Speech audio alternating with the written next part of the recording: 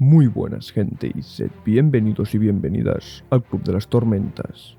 Hoy os traigo la segunda parte de las cartas de Hoyt. Respecto a los spoilers, igual que en la primera parte, os iré avisando a medida que lleguen. Serán de juramentada y más tarde del ritmo de la guerra. Eso sí, todo el vídeo tendrá spoilers de Nacidos de la Bruma y serán spoilers muy grandes de la primera era. Si no lo habéis terminado, os recomiendo que no sigáis. Yendo ya al tema, para los que no hayáis visto la primera parte o la queráis recuperar porque voy a hacer alguna referencia, os dejo el enlace en la descripción. En esa vimos la carta del Camino de los Reyes, la de Palabras Radiantes y la primera de Juramentada. Hoy vamos a ver las dos que nos faltan de Juramentada y la del ritmo de la guerra. Empezaremos por Juramentada, así que ya os aviso que aparte de los spoilers de Nacidos de la Bruma, a partir de aquí habrá también de dicho libro. Tal y como ocurría en la última carta que vimos, esta es una contestación a una de las peticiones de ayuda de Hoyt. En este caso, quien le contesta es Paggi, un avatar de la Skirla Autonomía. La Skirla está investida en el planeta Taldain, donde ocurre Arena Blanca, pero tiene avatares esparcidos por varios sistemas del Cosmere. Paggi en concreto está en Primero del Sol, donde ocurre Sexto del Ocaso.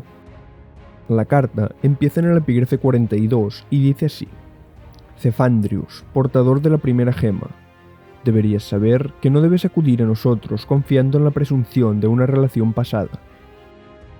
Aquí vemos como tal y como ocurría con Dotación, Paggi también se refiere a Hoyt por el nombre de Zefandrius. Otra curiosidad es que hace referencia de nuevo a la primera gema. Hasta ahora, Sanderson nos ha confirmado que esta es un topacio con propiedades místicas, y hay mucha especulación de lo que podría ser, pero esto lo voy a dejar para más adelante en el vídeo por tema de spoilers. Finalmente, la tercera curiosidad es que Paggi habla de nosotros, seguramente refiriéndose a ella en plural, ya que abarca Autonomía y a todos sus avatares. Seguimos con los epígrafes 43 y 44. Has hablado con alguien que no puede responder. Nosotros, en cambio, traeremos aquí tu comunicación, aunque no sepamos cómo has podido localizarnos en este mundo. Ciertamente nos tiene intrigados, pues lo considerábamos bien oculto, insignificante entre nuestros muchos reinos. Aquí habla de la carta que mandó Hoyt pidiendo ayuda. Cuando dice a alguien que no puede responder, imagino que se refiere a uno de los avatares de Autonomía, pero no estoy del todo seguro. Lo más importante en este trozo considero que es el hecho de que hable de nuestros muchos reinos, dando a entender que la influencia de Autonomía está en muchas partes del Cosmere, así que es muy posible que tarde o temprano terminemos encontrándonos con alguno de sus avatares, ya sea en el archivo, en Nacidos de la Bruma o incluso en ambas sagas. Después, seguimos con el 45 y el 46. Del mismo modo que las olas del mar deben seguir llegando, nuestra voluntad debe mantener su resolución, en solitario. ¿Acaso esperabas otra cosa de nosotros? No tenemos por qué tolerar más interferencias. Rhys está contenido, y nos preocupa bien poco su prisión. Más allá del hecho de que Hoyt se vuelve a llevar otra negativa de ayuda, aquí es donde vemos claras referencias a la intención de Autonomía. No te metas en mis cosas, y yo no me meteré en las tuyas, y que cada uno vaya en solitario, de forma autónoma. La carta sigue en los epígrafes 47 y 48. Dice: Ciertamente, admiramos su iniciativa. Quizá, si te hubieras dirigido a quien debías de entre nosotros con tu súplica, ésta habría encontrado una recepción favorable. Pero nos alzamos en el mar, satisfechos con nuestros dominios. Déjanos en paz. Aquí, aparte de que se nos vuelve a decir que quieren que Hoyt los deje en paz, creo que es muy interesante lo que comenta en la primera línea, ya que nos da la primera pista que nos lleva a pensar que Autonomía y Odium comparten algunas formas de ver el mundo. Aún más interesante es la siguiente frase que nos está dando a entender que no todos los avatares de Autonomía tienen una mente única, sino que cada uno tiene sus propios pensamientos.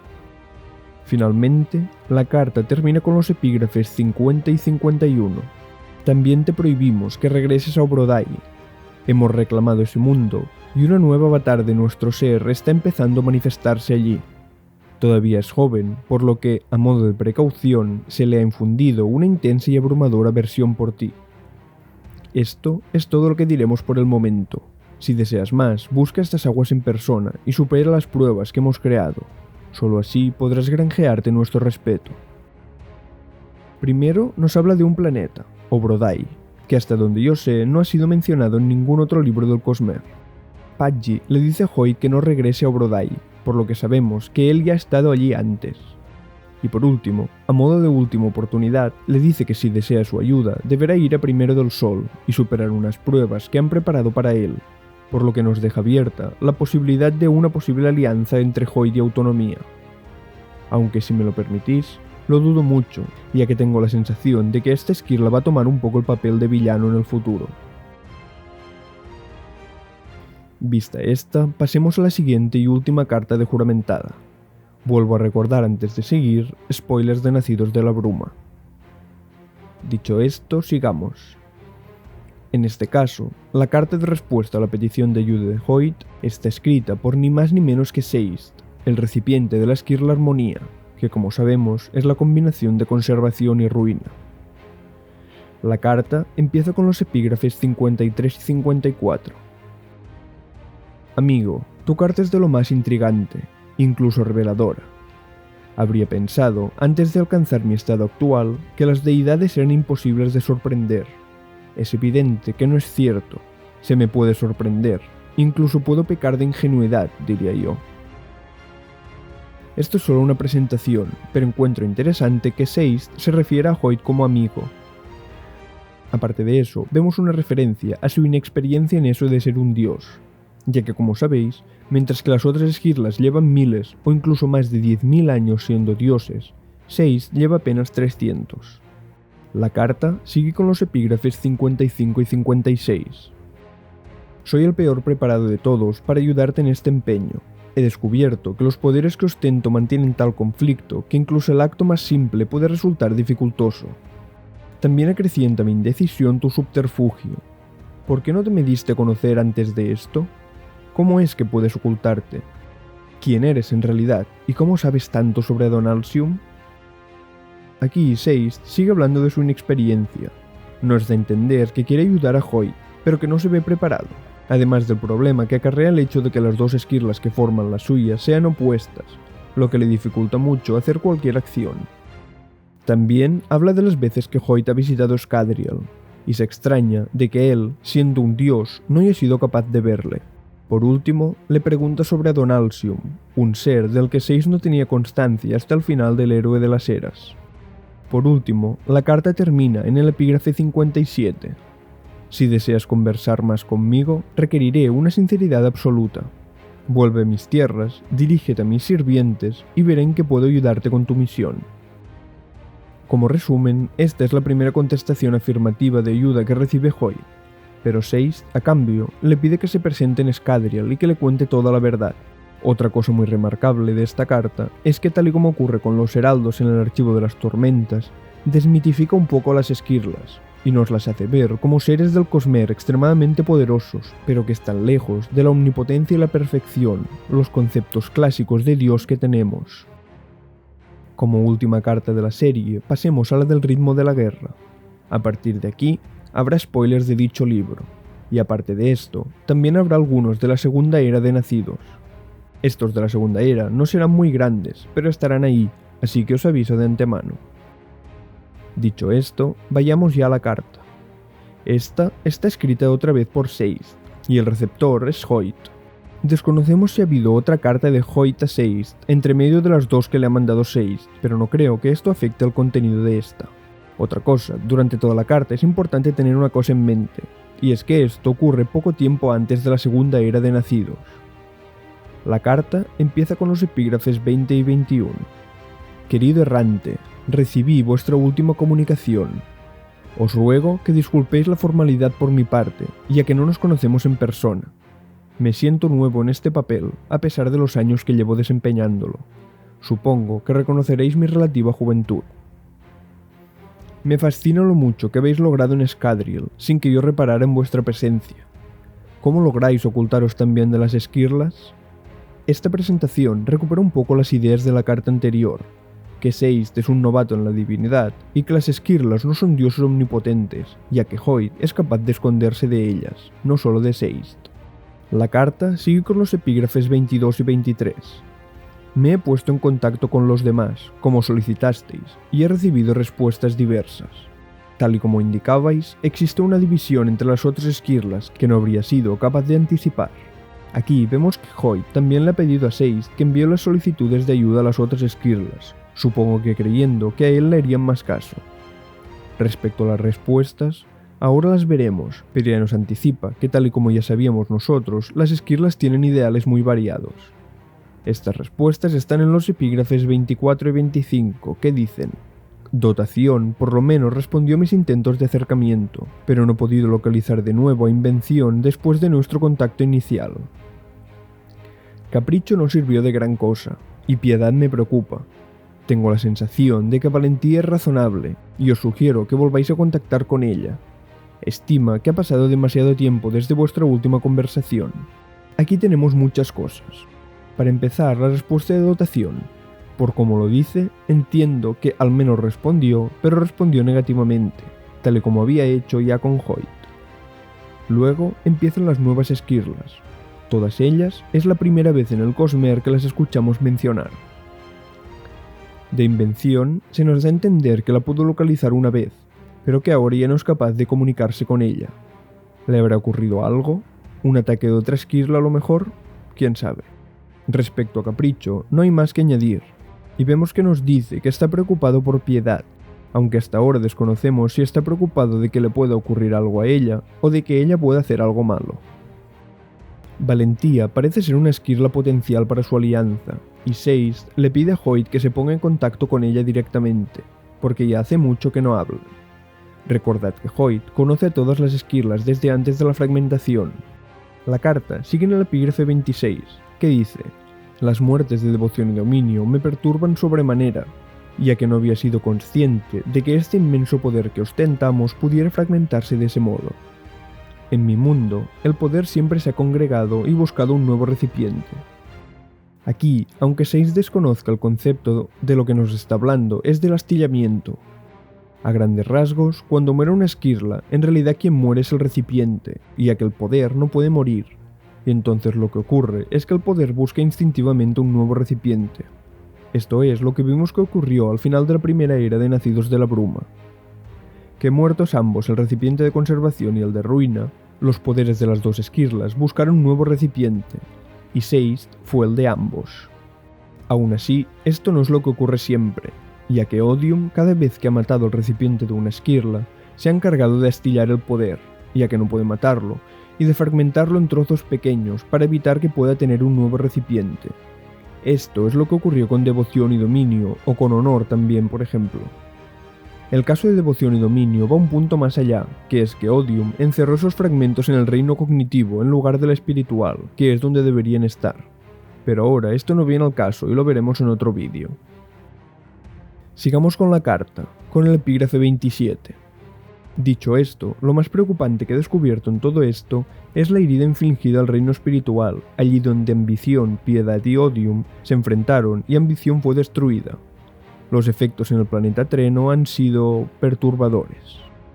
Para empezar, nos da un descubrimiento que desconocíamos. Hasta ahora, sabíamos que Ambición había sido destruida por Odium, pero desconocíamos que la esquirla Piedad estuvo involucrada. Aquí es interesante porque la primera vez que lo leí, asumí que Piedad había luchado junto a Odium contra Ambición, pero ahora que lo releo, en ningún momento se especifica que fuera así. Con lo que dice la carta, podría ser perfectamente que Ambición y Piedad lucharan juntas contra Odium, pero que al morir la primera, la segunda huyera, escapando del mismo destino. Con los efectos de la herida infligida al reino espiritual en Treno, imagino que se refiere a la existencia de las sombras, que son como una especie de sombras cognitivas que viven en el reino físico. Sus características principales es que no son conscientes de sí mismas, a diferencia de otras sombras cognitivas que hemos conocido como heraldos o fusionados, y que cuando un humano muere a manos de una sombra se convierte en una. Podríamos decir a grandes rasgos que son la versión del Cosmere de los zombies. Sigamos con el epígrafe 28. Hay otras esquirlas a las que no puedo identificar y que me están ocultas. Temo que su influencia invada mi mundo, pero estoy contenido por una extraña incapacidad debido a los poderes contrarios que ostento.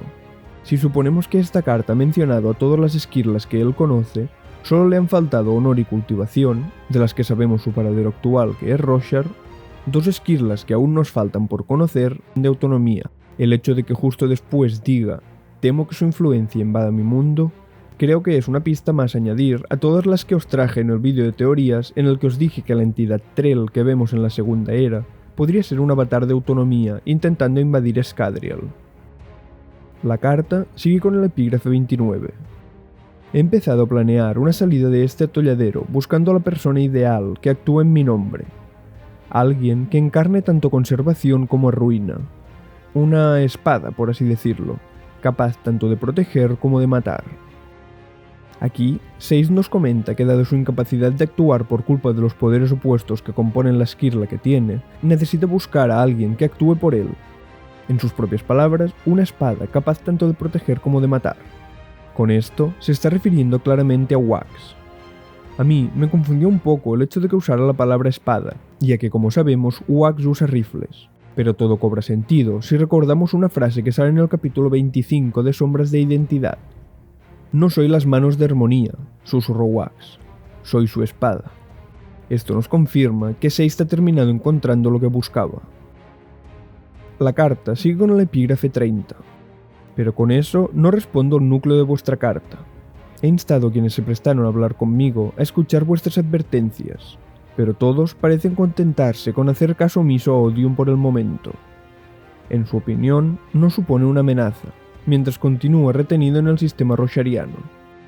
Como ya nos veíamos sospechando, aparte de Sazed, todas las otras esquirlas no muestran preocupación por Odium, y no tienen ninguna intención de ayudar a Hoyt, ya que creen que por ahora no supone ningún problema.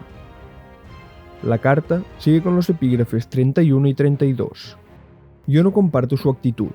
Si estáis en lo cierto y sois capaces de mantener a Odium preso por el momento, esto nos daría el tiempo necesario para planificar.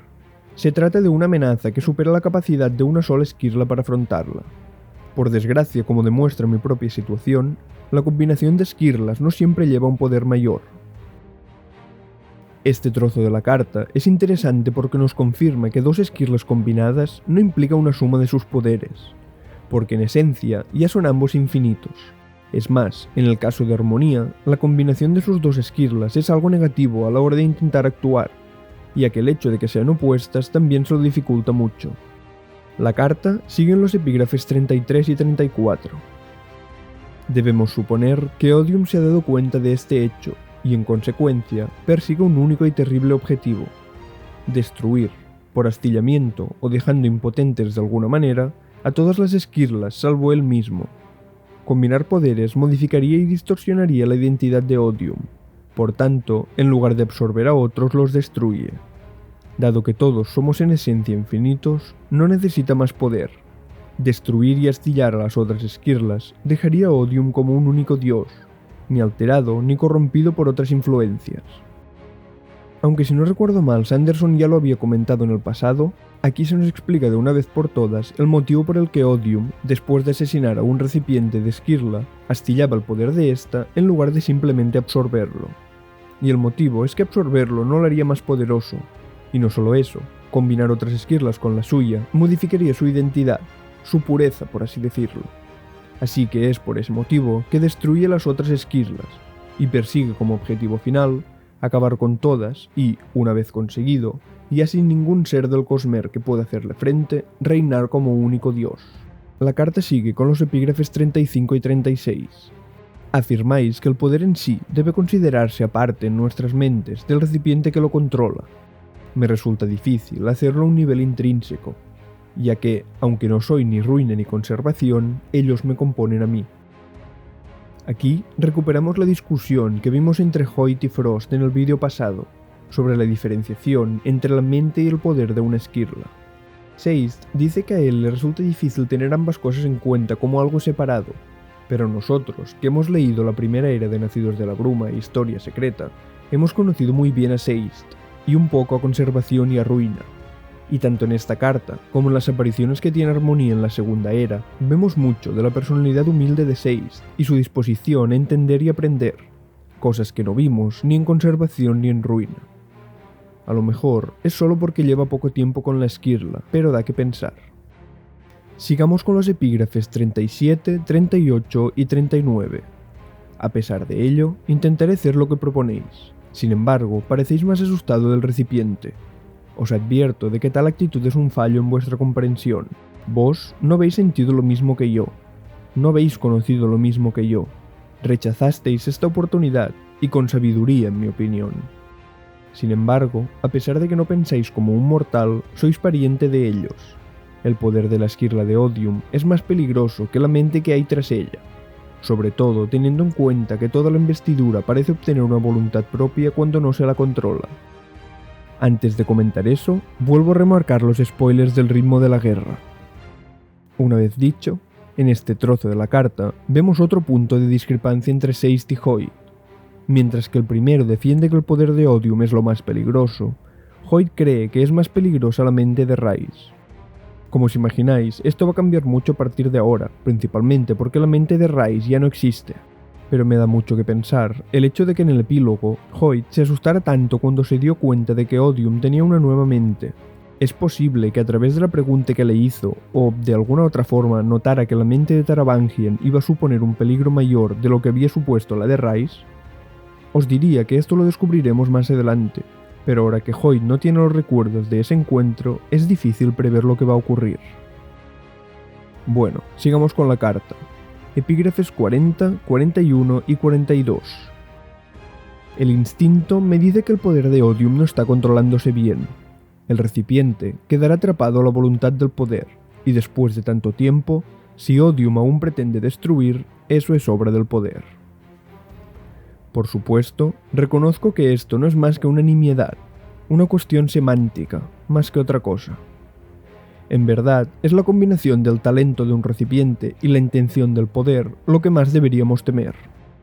Este trozo de aquí creo que está hecho claramente para que vuelvas a leerlo después de descubrir más adelante en el libro que Odium tiene una nueva mente.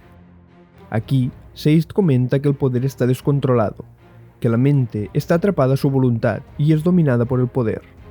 Pero ¿y si lo releemos después de saber lo de Taravangian? No sabemos si la bendición de cultivación sigue en pie, pero ¿y si ahora el poder de Odium tiene una mente capaz de controlarlo? ¿Capaz de usarlo a voluntad? Finalmente, la carta cierra con el epígrafe 43. Sea como sea, por favor, daos a conocer a mí cuando recorráis mis tierras. Me angustia que creáis que debéis moveros en las sombras. Sabiendo que la segunda era de Nacidos de la Bruma ocurre después del quinto libro del archivo, y que el próximo libro principal del Cosmere que va a publicarse será el último de dicha segunda era, considero muy probable con este final de carta que veamos una reunión entre Armonía y Hoyt en Scadrial. Antes de poner fin al vídeo, os voy a comentar una cosa extra, pero esto va a tener spoilers de Downshire, así que si aún no lo habéis leído y no queréis spoilearos, os recomiendo que no sigáis. Dicho esto, vayamos a lo que quería comentar. Como sabréis, Sanderson nos confirmó que Hoyt había tenido, o como se diría técnicamente, había sido, una esquirla del amanecer en el pasado, lo cual es la fuente de su inmortalidad. Todas las teorías apuntan a que esa primera gema que comentaban tanto Frost como Paggi en sus respectivas cartas a Hoyt está de alguna forma relacionada con dicha esquirla del amanecer. Pues hasta aquí el vídeo. Si os ha gustado, compartidlo para que cada vez seamos una comunidad más grande. Un saludo y recordad, vida antes que muerte, fuerza antes que debilidad, viaje antes que destino.